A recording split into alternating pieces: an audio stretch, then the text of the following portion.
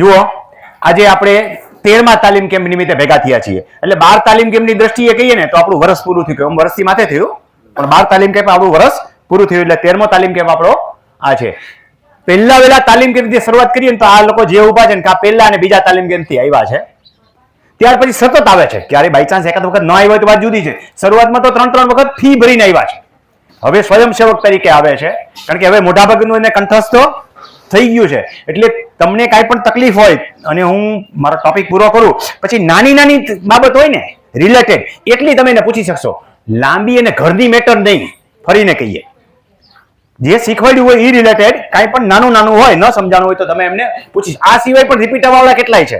2 તાલીમ કેમ્પ પૂરા કર્યા પછી 3જા તાલીમ કેમ્પમાં જે આવ્યા હોય, જે 551 ભરીને આવ્યા છે, એવા લોકો કેટલા છે આંગળી ઊંચી કરે. એટલે આ લોકોને પણ પૂછી લેજો કે તમારો કેમેરો ફેરવો, મોઢાનો તમારું મોઢું ફેરવો અને જે આંગળી ઊંચી છે ને જોઈ લ્યો. એ લોકોને તમે કાંઈ પૂછી શકશો, કારણ કે એ લોકો 3જી 4થી કે 5મી વખત આવતા હોય છે. એટલે નાનું મોટું હોય તો તમે ત્યાંથી સોલ્યુશન થઈ જશે. અહીંયા ભણાવવાની રીત છે, એટલે મારી પાસે બધાય નથી આવવાનું. બીજા નંબરમાં એવું જરૂર નથી કે એક વખતમાં બધાને બધું આવડી જશે. આ લોકો બી આ એડવોકેટ છે. 2 ટોપિક તો એવા હતા કે 5મા તાલીમ કેમ્પ તો ગળ પડી. એટલે હું એડવાન્સ લેવલનું પણ શીખવાડીશ તો કઈ બધાને બધું આવડી નહીં જાય.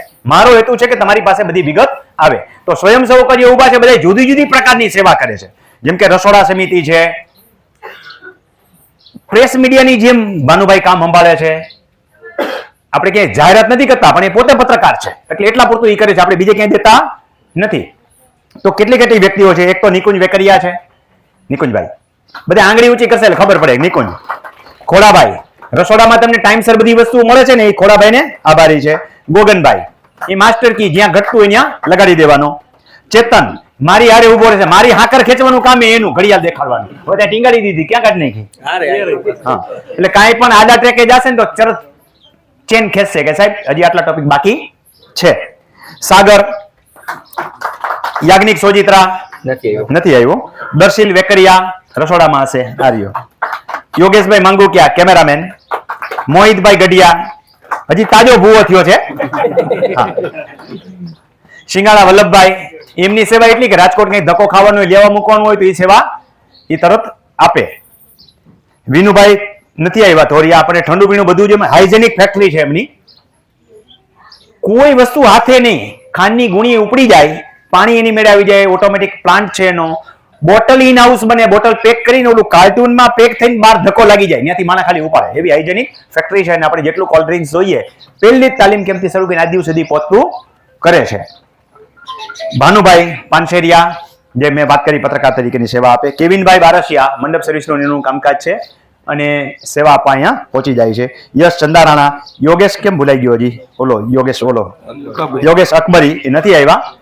એ પોતે જે છે એ સર્વેયરની તમે જે વિડીયો જોયા છે એ યોગેશભાઈના છે. મોહિતનું નામ આવી ગયું ને.